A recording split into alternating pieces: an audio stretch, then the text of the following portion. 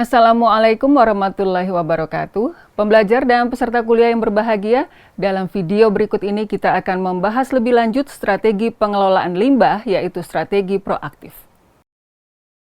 Namun sebelumnya ada baiknya sedikit kita evaluasi strategi pengelolaan limbah sebelumnya dari beberapa poin.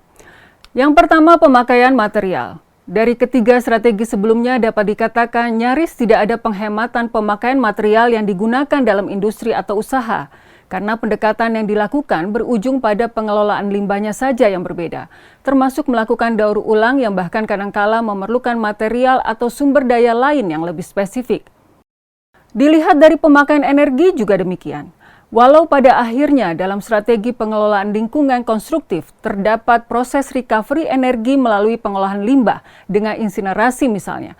Namun di sisi lain, tindakan daur ulang justru membuat terjadinya peningkatan kebutuhan energi dalam proses recycling dan recovery, sehingga pada akhirnya tidak terjadi penghematan dalam pemakaian energi. Tingkatan pencemaran dapat dikatakan cukup berhasil dan berdampak positif pada pengurangan melalui penerapan strategi konstruktif dibandingkan strategi pasif dan reaktif. Dan itu juga memberikan dampak positif pada pengurangan volume limbah dan bentuk limbah dari limbah asalnya. Namun pada banyak kasus, bentuk material limbah sebenarnya tidak berubah dan hanya menjadi masalah yang tertunda sampai material yang didaur ulang atau recovery mau tidak mau menjadi limbah lagi, walau mungkin bukan di industri awal. Strategi reaktif dan konstruktif juga membuat kebutuhan akan tempat khusus untuk pengolahan limbah, baik di dalam lokasi yang sama, yang berbeda, atau bahkan industri yang lain yang dibutuhkan untuk mengolah limbah-limbah khusus. Dan ini berarti cost atau kebutuhan akan biaya pengolahan yang tidak sedikit dan kadang membebani perusahaan. Pada akhirnya, dari sisi alam, strategi lingkungan yang dilakukan tidak memberikan dampak signifikan pada peningkatan biokapasitas bumi kita. Seiring dengan peningkatan jumlah penduduk, jumlah kebutuhan dan peningkatan jumlah dan jenis material sintetik yang dihasilkan dan seringkali bersifat xenobiotik, alam mempunyai masalah dalam menyerap dan mengolah limbah yang masuk ke lingkungan. Maka dibutuhkan strategi yang berbeda dari sebelumnya, di mana bukan hanya meminimalkan limbah dan mencegah pencemaran, namun juga menjadikan kerangka ekologis sebagai prioritas dan paling penting yang perusahaan harus dan perlu perhatikan serta pertimbangkan. Dalam strategi ini, perusahaan mengurangi dampak lingkungan industri dengan memeriksa aliran material dan energi dalam proses, dalam produk, dalam sektor industri dan ekonomi. Pada strategi ini perspektif jangka panjang digunakan dan menjadi pendorong dalam pertimbangan pengembangan keseluruhan, baik teknologi maupun kebijakan dalam pemanfaatan sumber daya yang berkelanjutan dan perlindungan lingkungan di masa depan. Kata kunci pertama dalam strategi proaktif adalah tindakan terintegrasi untuk pencegahan terbentuknya limbah, baik dalam memilih atau mensubstitusi material dengan yang kualitasnya yang mudah didaur ulang atau tidak berpotensi menjadi limbah, terutama limbah B3, melakukan perubahan teknologi dan proses sampai memperhatikan pekerja agar tidak terjadi inefisiensi dalam proses karena masalah perilaku atau kinerja.